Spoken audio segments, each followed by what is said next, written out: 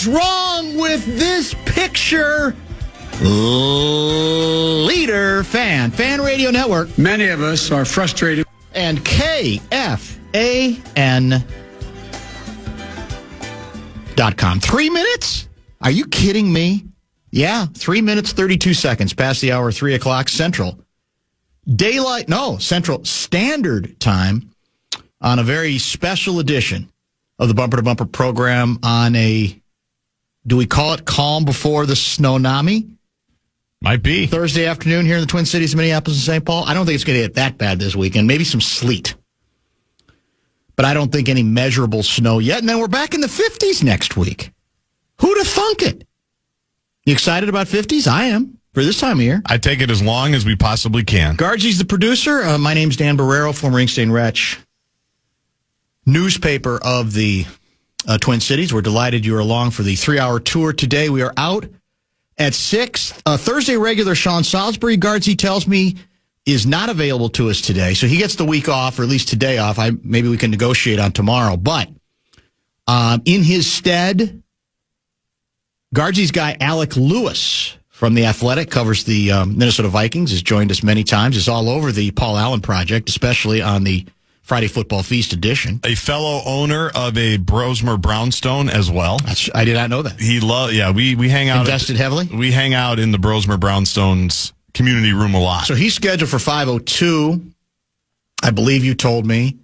Russo Radio is what time? 4:02. 4:02. That's unusual for him. It is. He's on the road, but not in Carolina. Oh, is it something he'll be able to disclose? I don't know. Is it a scoop in the making so that he can't talk about it until he? I don't know. It's an odd town for him to be in. Okay, that's all I'm comfortable saying right now.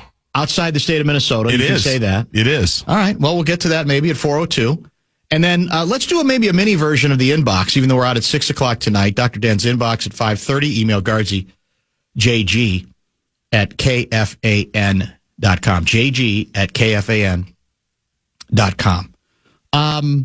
What is wrong with this picture? And you're saying to yourself, well, then you're gonna have to narrow it down a little bit. There's a lot of things that are wrong about a lot of pictures these days, but what, pray tell, picture are you referring to? Well, it's a comment that got my attention. Do you remember DeMarcus Cousins? Very well. A guy who I wanted us to draft even with his baggage. Yes. Who did we take instead of him? We took a safer player. It was Wesley Johnson, wasn't it? You're exactly right. And Cousins was a challenge. He was going to be a challenge. Yep. But I said that's why you pay your coaches the big bucks, and he was an extremely talented player who had his high moments in the NBA, right? He wasn't a consistent star in the league, I think it's fair to say. And he was exasperating. Many coaches were frustrated by him and his approach. Don't remember a lot of winning teams that he played for. That's true. That made deep runs. There was always the question of, well, if you want to run a running offense, good luck, because DeMarcus Cousins will be bringing up the rear. He's not going to be a part of that. But a comment he made, some of you may be aware, in fact, there are probably some very intrigued Timberwolves fans who are watching from afar the Ja Morant crisis play out in Memphis, Tennessee. Yeah. He was suspended for one game, I believe. Did they go with the conduct detrimental to the team? I don't remember what it was exactly. Probably. But it was a battle between him and the head coach. And seemed to be some pretty good video evidence offered up that in the previous game, Morant stopped playing. That it was very clear that he's mad about something, mad about the way he's being used, mad about the coach. Who knows what with Ja Morant. And Cousins was on I guess this technically isn't really a podcast. This is something called, are you familiar with Run It Back TV? Yes. Oh, you are? I mean, I've seen clips from it before. Okay. Yeah. Run It Back TV. Does it cover all sports? That I don't know. Okay. But it's a regular show? I guess. Okay. I've seen it online, so. Run It Back TV. And he ran it back regarding he and whoever else he was on with, the Ja Morant crisis or saga, however you want to describe it. And he, like many, are saying that no matter what Memphis is saying publicly, that we want to stay invested in our two really good players and build around them, that it's inevitable that they're going to at some point have to cut their losses and make the best deal available for Ja Morant, who will elicit and attract interest because he's a very talented individual, very explosive player, and there'll be that belief, that arrogance, that, no, we can connect with him. We know what we're doing. We know how to get the best out of that kind of player. And, by the way, there are Minnesota Timberwolves fans who've said, Oh, yeah. I've heard from a few. Want to talk about an explosive backcourt? That would be it. Anthony Edwards and Ja Morant? Are you kidding me? But we'll get to that part of it a little later, or perhaps even another day. What fascinated me was the specific comment by DeMarcus Cousins. It's time to move on, he says. The ship has sailed. I think the Grizzlies have made their decision on who they're siding with when they decided to suspend Ja Morant. Obviously, they're siding with the coaching staff. He goes on to say this was a coaching staff that was brought in with a militant style of coaching. Doesn't blend well with everybody. Doesn't blend well with modern day basketball. That's something that's, embraced overseas in the European League. They like the military style because they also lack talent where we don't. So they have to be more fundamental. Let me repeat that sentence. So they have to be more fundamental. They have to be well coached to cover up in those other areas. So this style of coaching combined with this modern day basketball is a recipe for disaster, and they've shown it. By the way, I can't even pronounce the name of the Memphis coach. Yeah. Who replaced the guy had been there for a while. Taylor Jenkins. Taylor Jenkins, who a lot of people, I don't know if he ever won a Coach of the Year award, but a lot of people thought he was a damn good coach. They had a good thing going. They knocked us out of the playoffs. And I don't know who was responsible for, them making that move, whether it was the players have quit on Taylor Jenkins or whatever the case may be. I'm not here to necessarily defend this particular coach. Let's call him Frank Isola's brother Thomas, because it looks like Isola, but pretty it's close. not. Okay. Yeah. He's Scandinavian, isn't he? I believe so. I thought he was Scandinavian. Could be. Whatever. The moral of the story, when I say what's wrong with this picture, is there any chance, and I don't know who else was on the show with Cousins, was there any chance that anybody could have played devil's advocate with him? Maybe somebody did, and I don't know it. And say, DeMarcus, are we being a little too dismissive of the European approach? Gee, how far back do we have to go in National Basketball Association history to find an MVP who didn't come from either Europe or overseas and many of them played in the system that he seems to malign, that he seems to look down upon and condemn? The dirty little secret, DeMarcus, is that the best American players, I can name a few if you'd like. We'll start with Michael Jordan. We're not only talented, but astonishingly fundamental in the way they played. That was the lethal combination that made Jordan the best player in the history of the world. He had ridiculous explosiveness, but he covered all the bases. Footwork, extraordinary, right? Knew how to move without the ball, the whole bit. So if the Cousins mentality is one that a lot of former players abide by and agree with, they need to take a long, hard look at themselves and consider the possibility that what he is maligning as somehow deficient or unnecessary is exactly what you could say AAU basketball in the United States of America needs more of. Now, am I saying when he says militaristic, what's he suggesting? Like that the coach is spanking players with a ruler or a yardstick? I don't even know what that means exactly. I'm not here to say that players can be abused, but it's so clueless a position to not understand as he's saying it what he's acknowledging. We don't have to be fundamentally sound, apparently. American players don't have to be as fundamentally sound. Well, if to get the best out of what they offer from a team standpoint, hell yes, they do. That's part of what's missing and part of what's attracted, quite frankly, the NBA to players around the world is exactly what he's demeaning. Correct. It's growing up in a system that doesn't just say, he'll make up his lack of fundamentals, he'll make up because he's so blessed, athletically speaking. Oh, we lost a game at 1. That's okay. We got one at 3. Exactly. That's exactly it. It's just, and again, maybe somebody did push back on a lot of these shows. There isn't any of that, I don't think. So I'd be stunned if there was. But in all honesty, come on. I'm hoping that that's a minority position among former players. And to hide behind that because in a sense, he's leaving out the Ja Morant resume off the court. He's conveniently forgetting all of that stuff. That's part of the story. It cannot be removed from the story. And lately, if it's been less of that, he just hasn't been available as much. He's been injured a decent amount, right?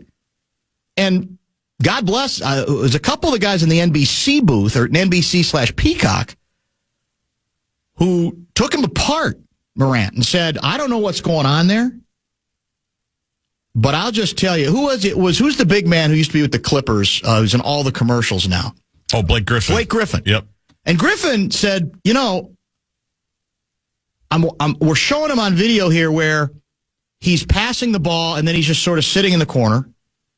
A couple other plays on the other end where he was just completely out of the defensive alignment. He wasn't really doing much of anything, almost just waiting for the ball to go back the other way. And to his credit, he said, I don't know what's going on there. He may think he's being wrong. He's supposed to be one of the leaders of the team. And that doesn't play or shouldn't play in NBA locker rooms. I thought it was impressive.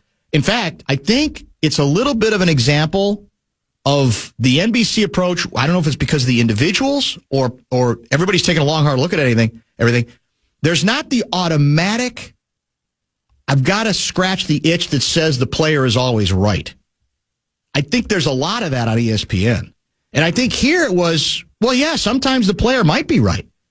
But there may be occasions where we can't leave out, you're being paid to play in a game, and you're not there that night.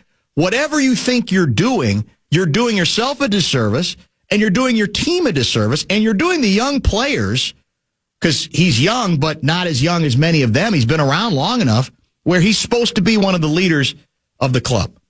So again, we can pound ourselves into submission about, well, it's a different age, and the militaristic stuff has to stop. But to me, he's using a term to make it seem more negative than it is, because demanding fundamental work and a fundamental approach from players to fit into a team, not just be an individual, ain't nothing militaristic about that at all. It's too easy to I'm going to use that term because it scares people, like players are having to deal with corporal punishment or something. That's very different than what we're talking about here, which is if indeed it's considered militaristic to demand and insist upon young players giving themselves the best chance to succeed, even if they have great talent, by also being fundamentally sound, then we're doomed. Then this game is doomed. So I'm going to hope the Cousins position is a minority position. The next time we have Tom Crean on, this is a perfect topic for him. It's a perfect subject for him to delve into because he pays attention to basketball everywhere. He's plugged in, not just here, but around the world. He understands what some of those differences are. And I think I'd be very curious to see what he has to say. By the way, somebody said Lou Williams was on the podcast And he did push back. Okay. And that he said Ja Morant owes the fan more than what he was giving on the court. So that's encouraging to hear. Maybe this is an age thing, but Cousins isn't 22 anymore either. So No. I don't know. But to your point about, is it a minority position? I don't think so. I really don't think it is. That's what worries me. Yes. But I think we've seen it. I just look at the last 10 or 15 years. The players all have the power, right? In the NBA. Yes. That's completely shifted. It started 15 years ago. We're in the player It's not even close anymore. empowerment era. With maybe Miami as an exception and San Antonio as an exception. Those might be the only two. I would say. And even there, it is. There's been slippage. Well, I would say Jimmy Butler's playing in Golden State. Exactly. After just checking out completely. Exactly right. Right? Even they gave up. A guy who took him to 2 finals. Yeah. Heat culture could not withstand the Jimmy Butler era. But I do think that's what are they going to do to me? I'm Ja Morant. 5 years ago, we were a 2 seed. I was an MVP candidate. I could say with a straight face, I'm good with the West. I don't need to worry about anybody in the West because we're good there, which was idiotic at the time. But yes, unfortunately, I think it is a prevalent thought for current players, former players. I do too. That's what worries me. I mean, even look at the Wolves. The Wolves last night. Cluelessness of that comment. It's just. I know. What are you doing? What are you thinking about? Because that comes. You know what that's about.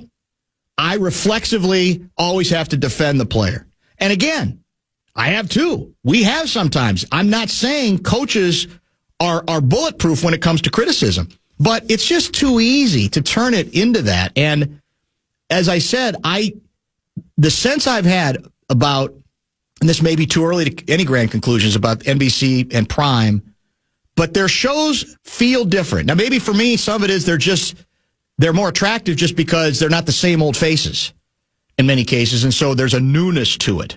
And that maybe I'll reach a point where I'll get tired of them too. I don't know. But it feels different in that regard. It feels a little more mature. Good. In what I'm hearing. A couple people are texting on this. Can we acknowledge the Prime basketball crew has added a much-needed technical breakdown to NBA coverage that other leagues have been doing for over a decade? It just makes basketball more interesting to a casual viewer like myself.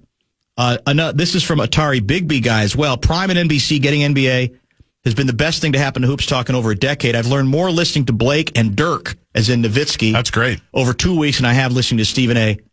in 2 decades. And I don't think they're too technical. The other guy I heard, which one is Steve Nash on? He's on one of them, I think, or he's on Prime? A studio shows at least. Yeah. I heard him being interviewed, not on the set, but interviewed, previewing, and he's good. I was fascinated by him. Yeah, he's good. He was very interesting. He had angles that we just don't hear all that much. And again, you don't have to be hardcore to be a hardcore basketball fan, I think, to enjoy some of those observations and some of those opinions that just seem less conditioned to, here's what you have to do. That over the next 7 minutes, somebody's going to have to say something preposterous. If the Pacers lose tonight, what does that mean exactly for them? It. And then the rest of you can debate it. If one person says something stupid, then the rest, which is kind of wasted energy. Because we already have, Charles Barkley already is good about the Molotov cocktail approach, and we enjoy that because it seems more authentic with him. Yeah. But I'm connecting two things that may not be connected, but I think they are a little bit, in that I'm like I said, Blake Griffin, it just came off so adult. It wasn't like there was venom in his voice. It wasn't, like he was savaging Morant, but it was almost like bewilderment. Like, I don't, somebody's going to have to explain this to me. This doesn't add up. This isn't, I've been in locker rooms. I've been around teams. And I hope there's more of that thinking among players as opposed to the DeMarcus Cousins approach, because I think there's something there. And the idea, we'll look it up here. Is it the last 7? I think it's the last 7 most valuable player awards have been won probably by non-Americans. Right. Pretty sure. Now, some of that's, they got great talent. They're unusually gifted players. Yep. But many of them have come up in different systems, have they not? Very much so. That everybody talks about. We talked about this with Tim Conley, that they've even tried. They're trying in the work he does with some of the organizations he's attached to. to try to nurture and encourage, I don't know, do you call it the academy approach? There's a name for it that people are using to try to incorporate a little bit more of that and to say, no, there's some stuff. We can do the old war. We invented basketball. I mean, we don't have to explain ourselves to anybody. You can go with that, but at some point you say, well, let's look around a little bit. And what is the ongoing frustration that a lot of coaches talk about? And what do the MVP awards seem to indicate? Well, this last year, it was Shai Gilgeous-Alexander. Yep. Joker the year before that. Embiid in 2023. Joker in 22. Joker in 21. Greek Freak in 20. Greek Freak in 19. James Harden is the last U.S.-born MVP, correct? Makes sense, yeah. That's 2018. It's a long time ago. It's a long time ago. Now, that doesn't mean Jimmy there aren't Butler good was on the American Timberwolves. players. Jimmy Butler was on the Timberwolves that year. That's how long ago that was. Think about it. They played MVP James Harden in the first round of the playoffs. That's how long ago it was since an American-born player won the Most Valuable Player award. Pretty wild. American basketball should be insulted by that. They should be, but they're not. They should take that personally and say, sports in general. What are we doing? Yeah. What are we doing here? We're going to fall back on it because, well, yeah, over there, they're not really that talented, so they got to worry about fundamentals. Over here, we don't have to worry about fundamentals. Why would that ever matter? Why would that ever be important? Winning, losing, team play. Do you think, in all honesty, that it wouldn't help Ja Morant if he was more consistent in a fundamental sense, as gifted and explosive a player as he is, a guy who was fearless? And that was it's a very attractive feature in him. And by the way, for the record, I don't know if you've talked about this on air, and we can get into it again more later. I want no part of him. And I say that, I hate saying it because I do have a sense that this might be a year where Conley considers doing something drastic again. I know. But I'm not sure. I'm not even sure that that's a good fit, to be honest with you, with Anthony Edwards, given how much he kind of needs the ball. But I don't know. I don't feel good about it. I don't feel good, even though it's not unprecedented. I mean, Butler's the best example. He ends up. I mean, Golden State's one of the most winning organizations, mature, you could say, organizations in some ways out there, and they said, we'll take a shot at him. Well, even if we know his history and how it ends up going. But I would be very wary of not even knowing what we'd have to give up to get Ja Morant in this mix. Yeah, I thought about it for a long time yesterday when it was reported that the Wolves were monitoring the situation, which, by the way, they're all monitoring the situation, right? Everybody is. Like that. That's the term. So people go crazy. I had that tweet sent to me like 7 times from my Wolves buddies. Like, what are we doing? Are we monitoring? Yeah, they should be. What else is Tim Conley doing right now? I'm sure he's not. Yeah. So that's what he should. If Conley had an X account, that's what he should tweet out. Yeah. Just for the record, we are not monitoring. Yeah. And we don't, because it's so obvious. They all have to monitor. Of course they do. Correct? Because that move, wherever he goes, that might create some type of domino or whatever. Yes. So I thought about it for a while. I did. It's hard. You have to. Because he is Ja Morant. But that's part of the reason. That's probably, though, why Cousins says what he says. Because it is Ja Morant. Because there's nothing like talent. How many times have you talked about that? And he's got that in spades. There's no question. When he's going, he's going. And we saw that firsthand, whatever year that was in the first round of the playoffs. But the more I thought about it, I said, do we want Ant with him? Because Ant still needs to be led along. Yes, he does. Like Curry is fine. If Jimmy Butler does something crazy, Curry's played with Draymond for 2 decades. Exactly right. There's nothing he hasn't seen. He's seen it all. And he's going to figure all that out. Steve Kerr, the same deal. A cold cocking in practice, a punch to the face. Exactly. Yeah. He's still his guy. Yeah. And also, it's blowing up the team yet again, which I'm not complete, because you have to give up Randall or Nas to make the money work. One of those two. And so I probably thought about it more than I should have, but I came to the same conclusion you did. All right, let's pause and we'll get caught up. As I mentioned, big guest lineup that'll include Russo Radio, Alec Lewis, and the Inbox at 5:30. But first, the Fan and 2 men and a junk truck want to give you a shot to win bonus bucks. It is our national cash contest. You can enter the keyword check at KFAN.com. That's your first shot at winning today. Go to KFAN.com and enter the keyword check.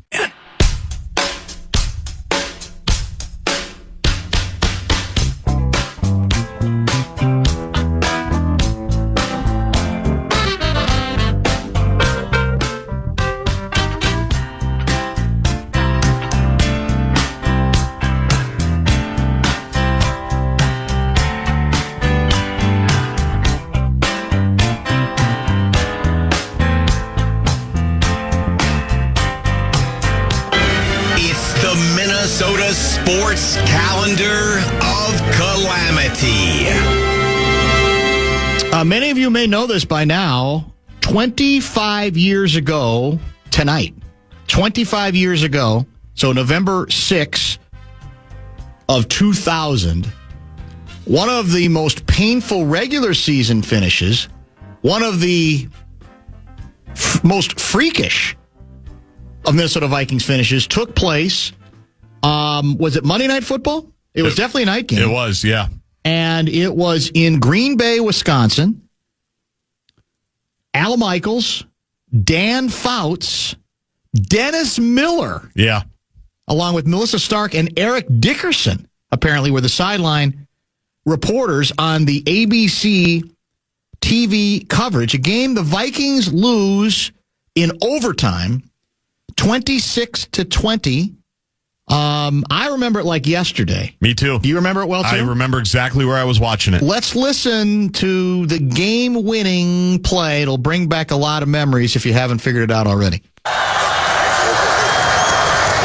Favre lays it up for Freeman, and it's incomplete. Or did he make the catch at the 15? Yes. What are they going to rule it? He caught it? Touchdown! He did what? Ref was right on it, I think. Oh, man. Man, how did Dishman not intercept it? Well, the Packers are going wild. The crowd's going wild. I mentioned there's nothing to challenge, but they'll have to look at it upstairs. Hand tack, well, he's laughing. But let's see what it shows on the replay. It never hit the ground. It hit the back of Antonio Freeman. Watch it, right on his left. Watch his left arm bring the ball up in the air, and he plays 6 inches off the grass. What a catch. Unbelievable awareness of where the ball is on his body, and he's got himself a touchdown. Once again, we are reviewing the play on the field. Ball went through Dishman's hands. Sure never did. hit the ground. They're trying to bring the teams back onto the field if they overturn it, but I haven't seen anything to overturn it yet. No, it's just a great fluky play for the Pack. Dennis Miller. Hand tack hasn't even gotten over to the... and then there's no contact. Dishman didn't even tidy up afterwards. He just assumed that it hit the ground. Ruling on the field stands. Touchdown. Pretty good call by the guys on the field. They got it right. I mean, that was impossible. It was, it was Chris Dishman who was celebrating what looked to be an incomplete pass. Meanwhile, Antonio Freeman finds the ball on his body, basically. Hey, there's the ball. And then kind of turns, keeps his body between the ball and the ground, and then saunters in. It was ended up being a 43-yard touchdown pass. Favre was the quarterback who threw it, and that was the game-winning drive in OT. Now, the Vikings did have, that was an 11-5 season, right? That was an NFC title game. That was 41 donut season, I believe. Yes, it sure was. So we had a really good regular season despite that game, but it was, as I recall it, a lot of the conversation was hammering Dishman for as it should have been the celebration. And, that never stops happening. I was watching a bit of who'd the Bears play? Who'd they just come back and beat? The Bengals. And I don't know who the defensive lineman was, but he sacks the quarterback and starts celebrating, not noticing that the ball has escaped the quarterback. Yeah. He's actually has his back turned to the play. So it's some guys never get it. I mean, the doofus factor is undefeated in that regard. This is the defensive equivalent to the offensive player dropping the ball right before they cross the goal line, which still happens. It happened this season somewhere in the NFL. Yeah, I remember this one. Now imagine being 2000. You were a little guardsy. I would have been an 18-year-old high school senior. Okay. This is my senior year. Height of the rubidity. I'm coming off of the 98 season and heartbreak. And imagine watching that, waiting all day for Monday Night Football, watching that game in your living room, and then having to go to bed after that. At the height of, I don't think I slept that night. Because I just said, how did that, as Al Michaels says, he did what? Yeah. And it's It was a great call. He nailed Great it. call. He nailed it. He's Al Michaels. What really just bothered me was the Dishman part of it. Where, first of all, the ball should have been picked off. You should have intercepted it in the first place. Bring in hit your hand, man. Hit your hand, catch it. And then to immediately start celebrating, almost like your Bears guy before the Hail Mary last year, and not realizing the situation. And obviously you don't think that is ever going to happen to you, but just stay in the play for 1 second longer. You tap him down, and then who knows what happens. If he catches it, they still probably kick a field goal. They still might win and all of that. But I just remember being so annoyed by the Dishman part of it. We started that season 7-0. Yeah, it's a good and team. And then we got killed at Tampa Bay, 41-13, and then we were in Green Bay. So we win that game, we would have been 8-1 as it was. We were 7-2, but we still ended up running away with the division but didn't get the 11-5. No, and I don't know if this mattered because we did. I forgot this. We were 11-2 and lost our last 3. Yeah, it cost us the number 1 seed. And that was back when we were so desperate for defensive backs that we were asking receivers, "Hey, you want to come over and be defensive backs?" I mean, that was an infamous period for that where we had no answers. And so, yeah, we lost on December 10 to the Rams 40-29 at the TWA Dome.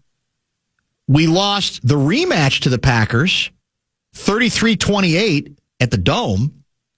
And then we lost our final game of the season to the Colts 31-10. Now, I don't know if anything was at stake at that point. Maybe not. It was already determined. I'm not sure how we played that particular ball game. We were not surging into the playoffs. No. We beat the Saints, right? Because we still ended up getting a bye. We beat the Saints. We crushed them. Yes. And then had to go to New York, and that was 41 donut. And then where we learned, they all understood. Well, who was we had the receiver on Super Bowl week who basically Amani said Toomer. he was like a hair away from needing like certain leg surgery. He had the JJ McCarthy ankle injury. But he basically said, "We're playing the Vikings and that secondary.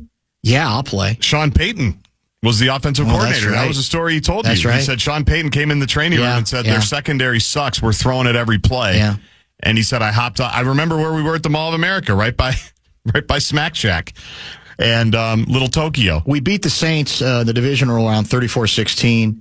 And we were, despite the fact that we finished so badly, I don't know if it was because of that game, the Saints game, that the odds makers thought we were fighting. I think we were favored in New York. The Giants weren't a great team. And the Giants were not a great team. Yeah. But 79,310 fans felt otherwise. They were there. I was there for that one as well, I'm pretty sure. So it was calamitous. I mean, it's a weird season because, again, they had a good record overall, but what are you going to remember from that season? Probably more than anything else, the clip we just played and 41 Donut.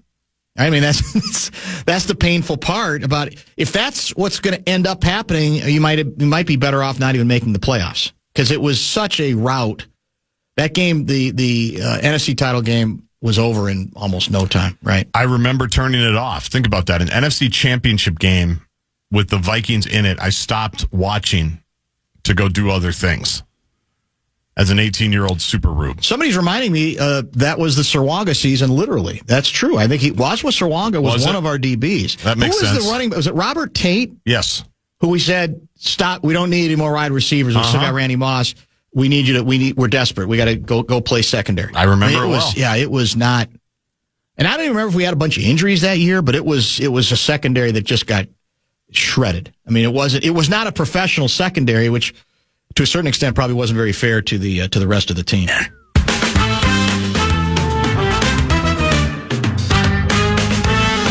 By the way, Dante threw 3 interceptions. Yeah, I think had 2 touchdown passes and 3 picks in that calamitous Monday night game that ended in overtime with the miracle catch. His first season as a starter. Is that right? Yeah, that's right. Yeah. That's true. Yeah. Not bad. Not a bad debut season going to the NFC title game. No, not bad at all. That's for sure. So the Asante Samuel Jr. Tour, our day is tomorrow, as I understand it. All right. Today it's the Panthers. No, let me back up. Wednesday was the Panthers. Today's Thursday, right? Visiting Yes. Green Bay today. Us tomorrow. Niners Monday. Bears Tuesday. Bad planning.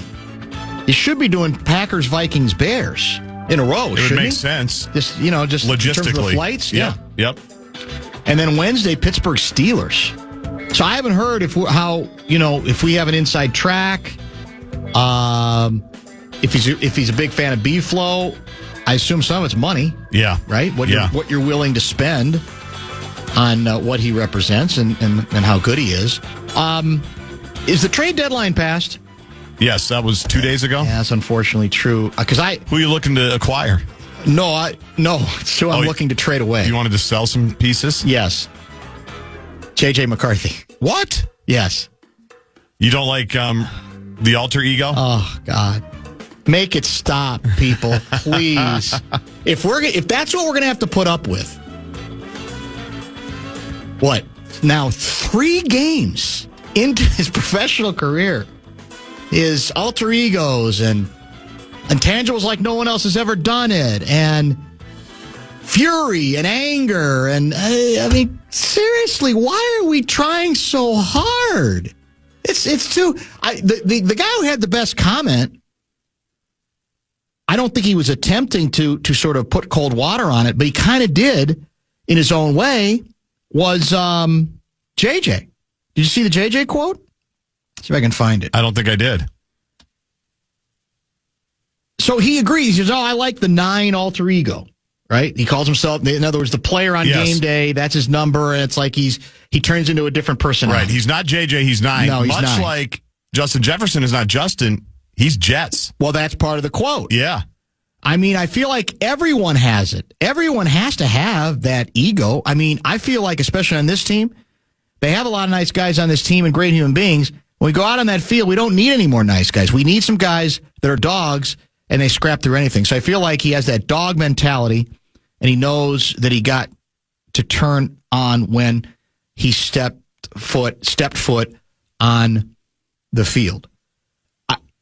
Let's be honest about this. In all seriousness, I mean, the quarterbacks have turned themselves into all-time great quarterbacks.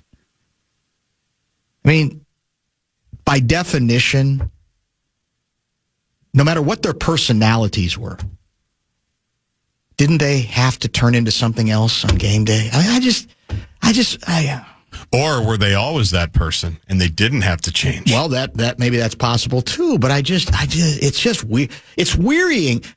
Let's make it more just about the performance. And there were some promising signs in the performance. We all have acknowledged that and lauded that. And the idea that, can we wait until he has a substantive career before we get, this is the kind of stuff I associate with, well, he's close to retirement now. What do we learn over the years about the JJ McCarthy mentality? That's, to me, when you can go with this big picture stuff and make it seem like he had something burning in him like no one else in the history of football ever did. It's too over the top, boys and girls. It's a great angle, and you got to quote him because he said it. But we're feeding the beast. I think we are prompting the jackals. They're aroused by this so much that, and all I'm saying is, I don't know if Joe Montana ever called himself 16. But I was there for a lot of those games, man. And whether he had the pithy quotes that at any point in his career that JJ McCarthy did or not, he made the plays. So how was his base? A switch has to be flipped on any of these guys, and JJ's not wrong. That's probably as true of being a linebacker or an edge rusher, or in their own way an offensive lineman, as a quarterback, even though we all know there's more responsibility for the quarterback position. The nice guy thing, I mean, do you want guys who play with an edge? Yes, I do. I always have. But ultimately, the determination on that is edge is less important than performance. And if you're a person who knows their own personality and says, well, that's how I get the best out of myself, I'll respect that. I have no problem with that, but we're just fast forwarding so quick on so little evidence at this point. And I get it. At every level, he won. High school, I think did he lose 4 games? If that. No, I think he lost between high school and college 4 games. Yeah, total. that sounds right. You know, the it factor, I think, probably exists in him, or there's signs of it. But we got to see it play out just a little bit, don't we? I would think. Mm-hmm. Well, you didn't have to, if you're a tennis player, you didn't have to have a number. I was just wondering if did prime tennis Guardsy have an alter ego when he got on the court, got on the clay courts, or whatever the courts. You know what my number was? Number 1. Not according to the Pioneer Press. Pioneer Press didn't see it that way. No, not for as long as they should have. Other people did. No, I didn't have an alter ego. Maybe I should have. Yeah. Maybe the Pioneer Press would have recognized it. I do like, though, when I see something, and this isn't anything new, when I see something said or tweeted or written, and I just know that it's going to come up on the show at some point, because I can just imagine you doing the slow burn, the Larry David burn. Or just hear you muttering to yourself. Muttering's the right way. Like I've heard so many times. Shaking my head. Like sometimes you'll just say, oi. I can just, that was one. That was one of the most recent example when 9 came out. Well, this is not going to go well. I can already tell. This is not going to go well. 9. Because it might turn out that he is 9. Yeah, he might. And that his 9 will be retired at US Bank Stadium. But but the number's immaterial. Of course. He's still talking about this, this alter ego. Clark and all Kent I'm going saying into the phone booth. JJ's right. If you're going to be a really good football player, no matter the position, you have to have that alter ego. There's nothing rational about putting yourself through the paces to be a Hall of Fame level football player, right? Nothing. There's just nothing to it. All right, let's do this. Wow, there's a cheap shot. I'll save that for later. Not for me, for JJ, actually. Not Jefferson, but McCarthy. Hockey talk? Is that what's coming up next? Yes. For 9. That's it. So we're just, is that everybody on the station just calling him 9 now? I think we have to. Yeah. I think we have to. Who's the previous most famous 9 in Vikings history? Tommy Kramer, probably. Wasn't he 9? Oh, yeah, I think he was. I don't think I'm remembering many other 9s. McMahon was 9, wasn't he? Yeah, but he was barely here. Yeah, no, I know. I'm just saying, yeah. I should remember. I think Kramer was 9. Well, that'd be a big one. People that'd be a big one right hit there. The Bradshaw and Bryan inbox and correct me. Very, very true, Davey. Let's get a top of the hour break. Let's talk some puck. Russo Radio. No Salisbury today. We do have Alec Lewis in about 1 hour and Dr. Dan's inbox at 5:30.